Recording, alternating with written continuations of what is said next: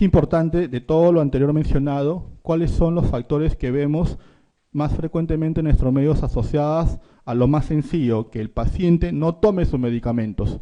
Ya habíamos adelantado de que las presentaciones son inadecuadas para una población pediátrica.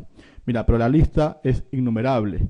Efectos adversos, mira, condiciones que podrían ser de repente para algunos de nosotros algo no tan importante. Para ellos sí, sabor y olor desagradable de los medicamentos, esto en nuestro medio, falta de formulaciones líquidas o presentaciones inadecuadas para niños, que sean muy complejos, principalmente en aquellos que hayan fallado a terapias iniciales, falta de información a los tutores, dificultad de acceso a los centros hospitalarios, que lo tenemos todos nosotros en nuestra condición de usuarios de hospitales, el Ministerio Público, recursos económicos, estigma que existe todavía, estrés psicológico, el paso a estas edades conflictivas, pubertad, adolescencia, comorbilidad, migración. Tenemos pacientes que el diagnóstico es dado en nuestro país, pero que por temas laborales sus tutores o padres están en otros países, ¿no? Riesgo social, abandono, orfandad, y habíamos hablado principalmente en adolescentes, usuarios de drogas o etilismo. Todo eso contribuye a una inadecuada adherencia. La adherencia es lo más importante que esperamos del paciente. La adherencia es el porcentaje de lo que realmente fármacos antirretrovirales toma el paciente en relación a lo que se le administra o dispensa. Recuerden algo importante. Cuando ustedes tratan, por ejemplo, pacientes con tuberculosis, la terapia es administrada en el centro de salud. El paciente tiene la obligación de asistir en forma diaria y hay una situación de una estricta supervisión. En VIH no sucede eso. En VIH el paciente acude con su tutor para este grupo etario y se les administra, se deposita un grado de confianza, se les administra la medicación por tiempos que pueden ser prolongados de 2 a 3 meses. Y nadie supervisa si en casa el paciente toma o no toma la medicación. Y de por sí eso ya constituye una de las posibles dificultades para la adherencia. Y eso lo vamos a ver cuando el paciente realice falla al tratamiento o exista la posibilidad de comorbilidad por infecciones oportunistas. Entonces te preguntan algo al respecto. Son factores asociados a la adherencia inadecuada. Te preguntan el efecto. ¿Efectos adversos? Sí. El paciente va a condicionar que ante la aparición de efectos adversos no va a querer él que se administre la terapia. Sabor y olor desagradable de los medicamentos en nuestro medio es importante. Falta de formulaciones líquidas, no las tenemos en la mayoría. Alta complejidad del régimen, sí. Los 4 anteriores son los efectos, son los factores asociados más importantes a que no haya una adecuada adherencia. 18. No es característico del VIH en niños. A. Infecciones oportunistas, encefalopatía antes de los 18 meses. Hemos visto que se da con alguna frecuencia y hemos visto la asociación o el poder relacionar la afectación que sea durante la gestación. Fallecimiento antes de los 5 años. Hemos visto que 3 años, historia natural, luego pasa 1 año asociada a alta mortalidad. Carga viral elevada en el periodo neonatal, sí. Malnutrición y retardo pondestatural, también. Infecciones oportunistas por reactivación, eso es en adultos. En adultos. No hay tiempo para que el paciente pueda condicionar que el antígeno y pueda ser reconocido por tu sistema inmunológico de que por sí mismo ya está inmaduro. Entonces las infecciones por latencia van a ser las menos frecuentes. Las infecciones van a ser por primoinfección mayormente y por eso que el daño es más severo. Respuesta E. 19. No es enfermedad oportunista característica de VIH en niños. Se correlaciona con lo anterior. Infecciones bacterianas severas, sí, recurrentes, principalmente a nivel respiratorio. Enfermedades neurológicas, principalmente encefalopatía, correcto. Esto es la neumonía intersticial linfoidea, habíamos visto en la categoría clínica B. Neumonía por neumocystis jirovecii, altamente frecuente y asociada a levedad o mortalidad. Neurotoxoplasmosis es frecuente en este grupo etario. La respuesta es que sí existe, pero no es tan frecuente como en adultos por el tema anterior de la reactivación que vemos con menos frecuencia en este grupo. Respuesta E. 20. No es dato de laboratorio de sospecha de infección por VIH en niños. No tengo la posibilidad de hacer un CD4, una carga viral, un PCR. Tengo solamente el dato laboratorial que puede suceder en un centro de salud, en un puesto de salud. Sospecha. Y tengo el antecedente de que la madre tiene VIH, entonces el recién nacido es expuesto a infección por VIH. Del laboratorio, te preguntan cuál de los siguientes no está frecuentemente involucrado. Proteinograma con hiper o hipogamaglobulinemia.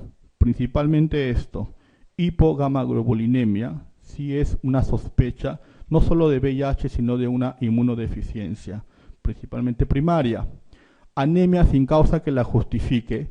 Habíamos hablado inicialmente el contexto de compromiso de serie roja, trombocitopenia y obviamente linfopenia. Entonces, estos componentes laboratoriales no me dan el diagnóstico, pero me orientan a una sospecha de posibilidad de infección por VIH.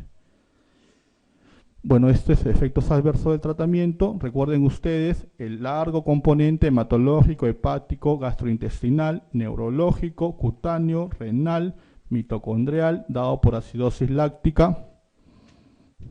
La anemia, no se olviden, citobulina, hacemos hincapié en eso. ¿De qué tipo? Macrocítico. Neutropenia también puede darse por citobulina, pero en la serie de niños, a diferencia de adultos, nevirapina, importante, miren, es el segundo efecto secundario en frecuencia. Elevación de transaminasas, todos, pero si te preguntaran, el más frecuente, nevirapina. Aumento de bilirrubina indirecta, atazanavir. Náuseas, vómitos, más general, inespecífico, asociado a acidobudina y algunos también inhibidores de proteasa. Diarrea, asócialo siempre a lopinavir. Pancreatitis, lo que ya estamos dejando de usar por toxicidad, lidanosina y estabudina. Depresión del sistema nervioso central, habíamos hablado la presencia de excipientes que contiene esta presentación del lopinavir, principalmente el etanol, y síntomas neuropsiquiátricos de lejos, lo más frecuentes, efavirenz, que recuerda también, efavirenz en esta población produce erupciones cutáneas. Neuropatía periférica, estabudina, didanosina, neuritis óptica, didanosina. Erupción cutánea, cualquier fármaco antirretroviral, en la serie, en frecuencia, nevirapina, y lo que mencionamos, también la posibilidad, hasta en el 40% secundario al uso de efavirenz. Síndrome de hipersensibilidad, acuérdate de reacciones como las descritas por el síndrome de Stevens-Johnson, ABC, abacavir. Menos frecuente, compromiso renal, litiasis renal, indinavir, que ya no estamos usando, y tubulopatías dada por un fármaco que ha sido introducido en los últimos 8 meses, que es tenofovir. Acidosis láctica, todos los análogos a nucleósidos, sobre todo estabudina y didanosina. Entonces, la familia de análogos a nucleósidos, ¿te acuerdas de sirobudina, lamivudina, estabudina, abacavir, didanosina, estabudina, con posibilidad de acidosis láctica? Pregunta 21. Varón de 4 años con diagnóstico reciente de infección por VIH. Inicia targa hace un mes, 4 semanas. ¿Con qué esquema? ABC, abacavir, 3TC, lamivudina, nevirapina, NBP. Ingresa por emergencia, por un cuadro febril inespecífico, y en el examen auxiliar, el hemograma, ¿qué encuentras? un recuento absoluto de neutrófilos en 800 células. Tiene neutropenia. Neutropenia. ¿Cuál de los siguientes antirretrovirales recibidos pensaría usted que está relacionado con el compromiso hematológico? En automático, si hay compromiso hematológico, tú vas a pensar en sidobudina, pero no recibes sidobudina. Qué pena, ¿no? No recibes sidobudina. Entonces vas a pensar en cuál de los mencionados, y habíamos en las gráficas anteriores, está relacionado en este grupo etario. Condicionar neutropenia. Neutropenia. ¿Recuerdas? Exacto. Y no te olvides, diferente que lo que ocurre en adultos. En adultos, el principal efecto secundario de nevirapina es erupción cutánea, rash cutáneo, seguido por elevación de transaminasas. En población pediátrica también se puede dar esto, pero en población pediátrica se agrega un componente hematológico, disminución de neutrófilos, neutropenia. Recuerda, abacavir, reacción de hipersensibilidad. ¿Y qué produce 3-TC? La mibudina es uno de los análogos a los nucleósidos que está relacionado con menos efectos adversos secundarios. Pero recuerda que pertenece a una familia, que como familia puede producir la posibilidad de acidosis láctica o hiperlactacidemia asociada a toxicidad mitocondrial. Pero digamos que es uno de los más nobles, la mibudina, y tú vas a ver cuando leas tú que la mibudina va a estar presente en casi todos los esquemas, porque es eficaz y es seguro por su posibilidad de menos efectos adversos asociados a su uso. Entonces, no te olvides, neutropenia en estos grupo etario por el uso de nevirapina. Respuesta D. Bueno, abacavir, hipersensibilidad, la mibudina, habíamos mencionado, verificaría si recibe profilaxis con trimoxazol. Si fuera el caso, la suspendería. Podría ser, pero te están preguntando, antirretroviral. Respuesta D. 22. El uso de sidobudina, al igual que en adultos, está relacionado a toxicidad hematológica. Correcto. ¿Qué tipo de anemia es la más frecuentemente diagnosticada? Anemia macrocítica. Anemia macrocítica. Respuesta D. Anemia macrocítica. 23. De los siguientes fármacos antirretrovirales, ¿cuál es el que mayormente se relaciona con elevación de las transaminasas? Si tú te acuerdas de tu gráfico, solamente lo importante va a resultar mucho más sencillo, fácil y rápido el poder realizar en segundos la respuesta de esta pregunta. Nevirapina. Nevirapina. Doctor, pero ¿todos los fármacos pueden producir? Sí. Te están preguntando el que mayormente se relaciona a elevación de transaminasas. Y recuerda que no es el único efecto secundario de nevirapina. Hemos visto neutropenia y hemos visto también la posibilidad de erupción cutánea o rash cutáneo. 24. Niña de 5 años con diagnóstico de infección VIH e inicio targa reciente, 2 meses. Acude con la abuela materna, que es muy frecuente, van a ver, porque los padres han fallecido. Ese es un escenario también con frecuencia. Abuela materna refiere que paciente está amarilla. Seguramente refiere ella porque el targa le afecta el hígado. El esquema que recibe es AZT sidobudina, 3-TC lamivudina, ATB atazanavir asociado a ritonavir. Sidobudina, lamivudina, atazanavir, ritonavir. Pregunta: ¿qué fármaco antirretroviral está involucrado en la elevación de la bilirrubina? Fácil, ¿no?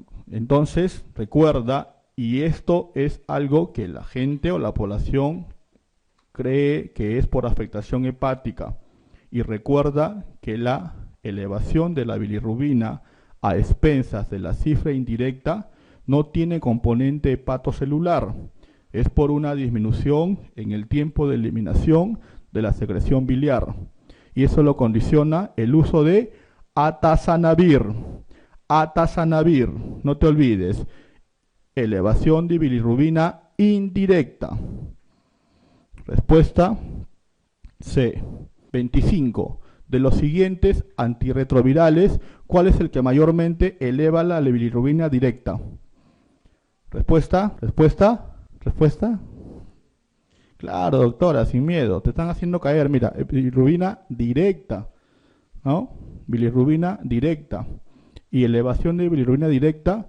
Y esas son las preguntas que a veces marcan la diferencia, que no debería ser, porque te están haciendo, entre comillas, caer.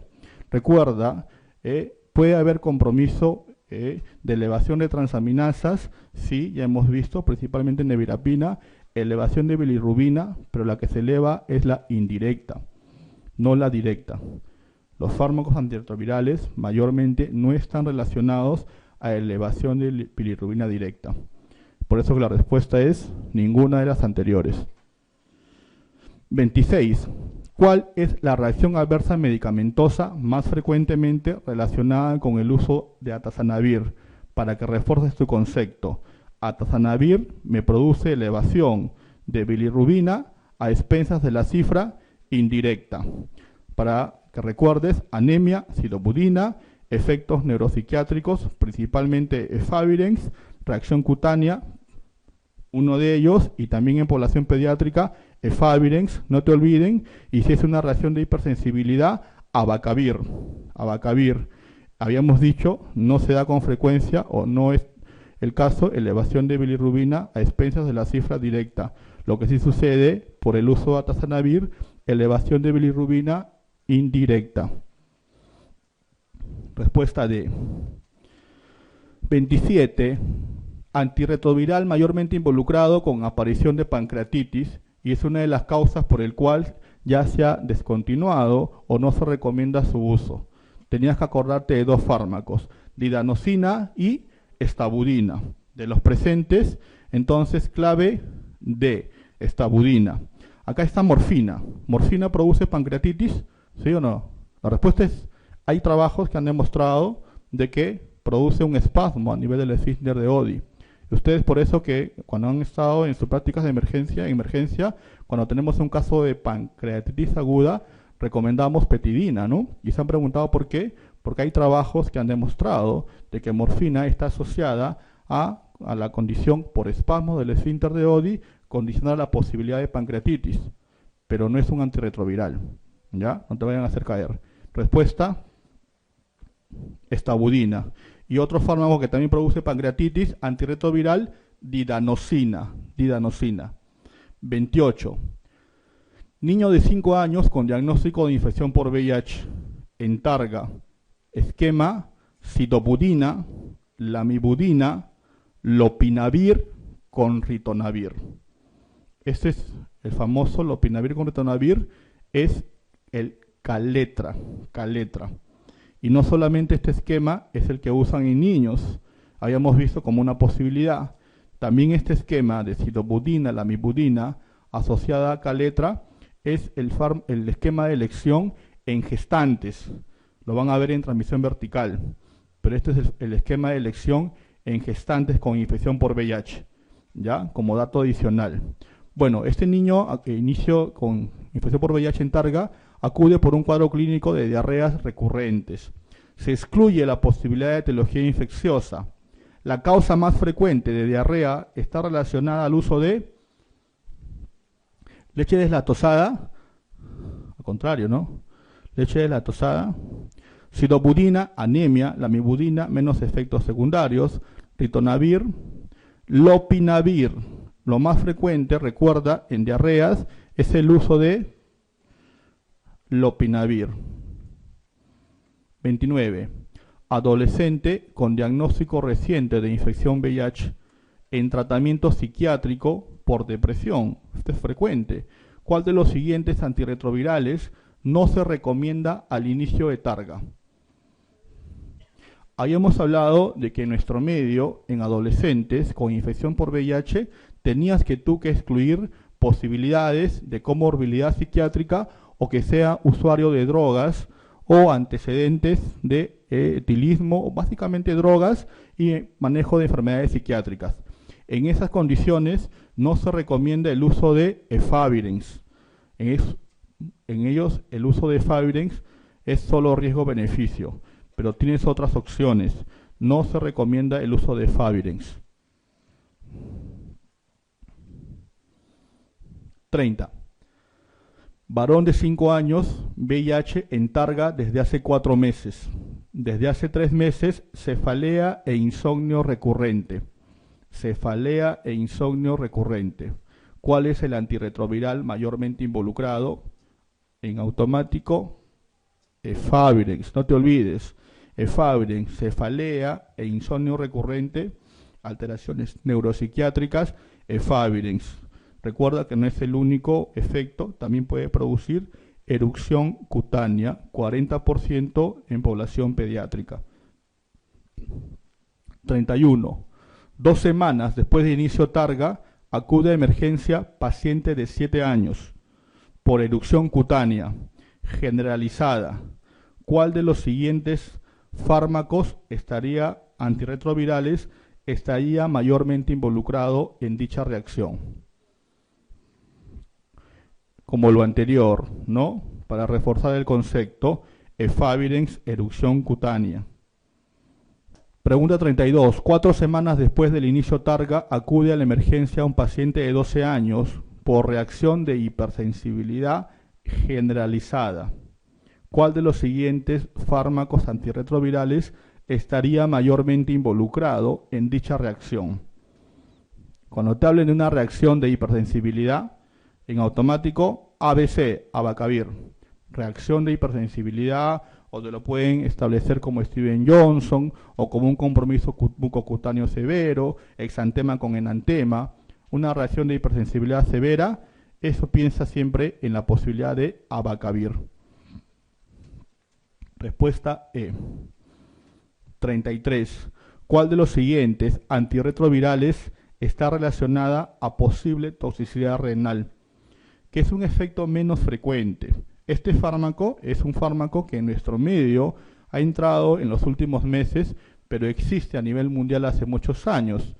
Más que propiedades en relación a efectos secundarios, tiene propiedades en relación al uso adecuado. Es un fármaco que se da una sola vez al día y los efectos cutáneos, neuropsiquiátricos o de diarreas, tradicionalmente por los fármacos descritos en los manejos iniciales, son menos frecuentes. Se ha visto en una serie la posibilidad de condicionar principalmente tubulopatía, y es por eso que se contraindica en pacientes con falla renal. La respuesta es tenofovir. 34. ¿Cuál de los siguientes antirretrovirales no está relacionado mayormente a acidosis láctica? Esta pregunta podría ser algo antojadiza. Lo único que tienes que recordar es que la acidosis láctica es un efecto más que de cada fármaco, es un efecto de una familia de fármacos. Habíamos hablado que en nuestro medio tienes que recordar principalmente 3 familias: los nucleósidos, los no nucleósidos y los inhibidores de proteasa. No te compliques. Nucleósidos, no nucleósidos e inhibidores de proteasa. Los nucleósidos son los que están involucrados con acidosis láctica. ¿Cuáles son los nucleósidos? Citobudina, lamivudina, estabudina, didanosina, ¿no? Abacavir, entricitabina. Entonces, como familia, ellos producen acidosis láctica por toxicidad mitocondrial. Te están preguntando relación a ello, ¿no? ¿Cuál de los siguientes no está relacionado? Entonces tienes que saber cuáles son nucleósidos y no nucleósidos, así de sencillo. Didanosina es nucleósido, está relacionado. Estabudina es nucleósido, relacionado. Sidobudina es nucleósido, está relacionado. Abacavir es nucleósido. Nevirapina es no nucleósido. Y en nuestro medio, 2 no nucleósidos, nevirapina y Favirenz. Sencillo. Entonces, respuesta E. 35. Varón de 5 años con diagnóstico de infección VIH e historia clínica de anemia ferropénica. Como sucede con frecuencia en nuestro país, ¿no? ¿Cuál de los siguientes antirretrovirales no se aconsejaría para inicio Targa? Correcto. Si tú sabes que sidobudina hay posibilidad que condicione independientemente del tipo de anemia, ya sabes que es macrocítica, Pero en un paciente que tiene una comorbilidad ya con un diagnóstico establecido de anemia ferropénica, no se recomienda como terapia inicial el uso de sidobudina, habiendo otras alternativas terapéuticas. 36. El efecto adverso más frecuentemente atribuido al uso de sidobudina, esa es la que va a venir en niños, es, y no solo en niños, ¿no? Pero es importante que establezcas ese concepto: anemia, insomnio o compromiso neuropsiquiátrico, efavirenz, erupción cutánea, nevirapina, efavirenz, diarreas, los inhibidores de proteasa, principalmente lopinavir, y aumento de bilirrubina a cifras de expensas de la indirecta, atazanavir. Anemia, compromiso hematológico, anemia macrocítica y también neutropenia, condición del uso de sidobudina. 37. Acude a la emergencia adolescente con antecedente de inicio targa hace 2 meses, ¿no? Reciente. ¿Qué recibe?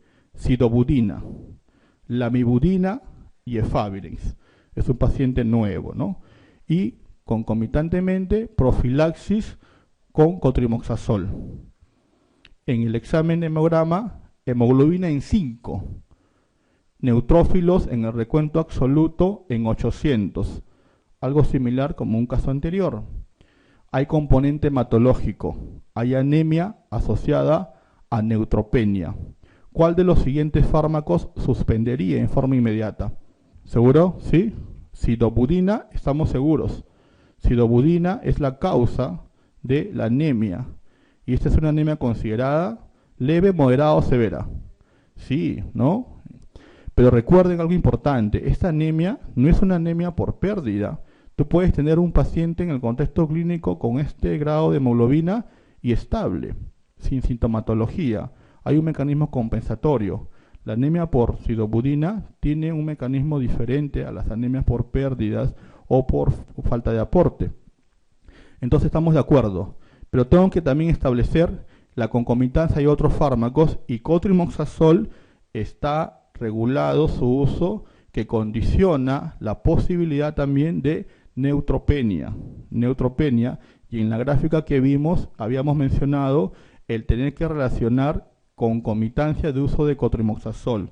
La respuesta es que la suspensión en forma inmediata no solo de la sidobudina, sino del cotrimoxazol. 38. Varón de 12 años en estudio pretarga. Recuento absoluto de CD4. En 12 años ya se puede comportar como un adulto mayor de 18 meses. Entonces un CD4 de 156 ya me está asociando una posibilidad de inmunosupresión severa. Habíamos hablado en adultos que el CD4, el límite para considerar aparición de infecciones oportunistas es CD4 menos de 200, ¿no? Estamos ahí, 156. Inicia cuadro clínico en forma aguda, 7 días, con tos no productiva. Disnea. La radiografía de tórax muestra infiltrados intersticiales bilaterales. Posibilidad diagnóstica más importante en nuestro medio y a nivel mundial: neumonía por Pneumocystis jirovecii. Ese es el escenario clínico más importante, el examen radiológico, y si quieres ampliar laboratorial, no te olvides lo que te da severidad es elevación de la DHL, hipoxemia menos de 70 y elevación de la gradiente alveolo arterial. Esos son los criterios para que tú inicies, aparte del cotrimoxazol, por ser severo, corticoterapia, que sabes que ha reducido la mortalidad. Entonces, este es el contexto clínico y el examen radiológico más frecuente, pero no es el único. También puede haber que radiografías normales, menos frecuente la existencia de bulas o la existencia de comportamiento como neumonía lobares o neumotoras, pero el patrón radiológico más frecuente es infiltrado intersticial bilateral. Entonces, neumonía por Pneumocystis jirovecii. ¿Qué es el síndrome de miren, acá, neumonía por neumococo, ya saben, se comporta clínicamente como la neumonía en pacientes inmunocompetentes. Tuberculosis pulmonar, el espectro radiológico no está en relación al contexto clínico. Neumonía por H1N1, saben que se comporta como una neumonía por atípicos. Neumonía por neumocitis Girovechi, clínica y el contexto radiológico descrito. Síndrome de reconstitución inmunológica. El síndrome de reconstitución inmunológica es una condición clínica que se va a dar cuando tú inicies Targa a los pacientes. Es una condición paradójica. Supuestamente nosotros esperamos una mejoría clínica, pero recuerda de que el paciente va a estar en una situación de un inmunocompromiso donde la reactivación inmunológica paradójicamente puede condicionar la presencia de antígenos que no estaban evidentes antes del inicio Targa, y el paciente puede paradójicamente empeorar. Y eso se llama síndrome de reconstitución inmunológica. Y pueden aparecer enfermedades que no estaban presentes antes del inicio Targa, o pueden empeorar aquellas que estaban siendo controladas. Ese es el famoso síndrome de reconstitución inmunológica que se da posterior al inicio Targa, no antes del Targa. ¿Estamos? 39. Fármaco de elección en neumonía por neumocitis Girovechi asociado a infección por VIH en niños. Respuesta: cotrimoxazol. Cotrimoxazol. Y si es alérgico a cotrimoxazol, ¿qué le das? No creo que les pregunten eso, pero fármaco en pacientes alérgicos a cotrimoxazol es Daxona. Daxona. Acá te preguntan de elección. Daxona. Y Daxona también, solo para que recuerdes, lo empleas también en el tratamiento de enfermedad de Hansen o enfermedad por lepra, ¿no? Hansen. Recuerda, Daxona es la alternativa. Cetrazona, ya sabes, acción bacteriana, cefalosporina de tercera generación, o Celtavivir, fármaco de elección para neumonía por influenza AH1N1. Solo habrá mejoría clínica al iniciar Targa. Eso es falso. Respuesta: cotrimoxazol. 40. Marque el enunciado correcto. El diagnóstico de infección VIH en menores de 18 meses es PCR reactivo al primer y tercer mes de edad. Correcto. El diagnóstico de infección VIH en menores de 18 meses es clínico. Yo valoro una condición clínica que me puede dar un riesgo, pero tengo la obligación de hacer mi diagnóstico laboratorial, que en menores de 18 meses es 2 PCR reactivos. C. El diagnóstico de infección VIH en menores de 18 meses se confirma con ELISA para VIH. No te confundas, no te olvides. El ELISA solo me dice exposición. El ELISA me va a servir cuando sea mayor a 18 meses. El diagnóstico de infección por VIH en menores de 18 meses es ELISA VIH reactivo al primer y tercer mes de edad. Falso. Es PCR reactivo al primer y tercer mes de edad, como el enunciado en la alternativa A. El diagnóstico de infección por VIH en menores de 18 meses es PCR reactivo al primer y tercer mes de edad. Alternativa A. Respuesta correcta. Es la última, ¿no, doctores?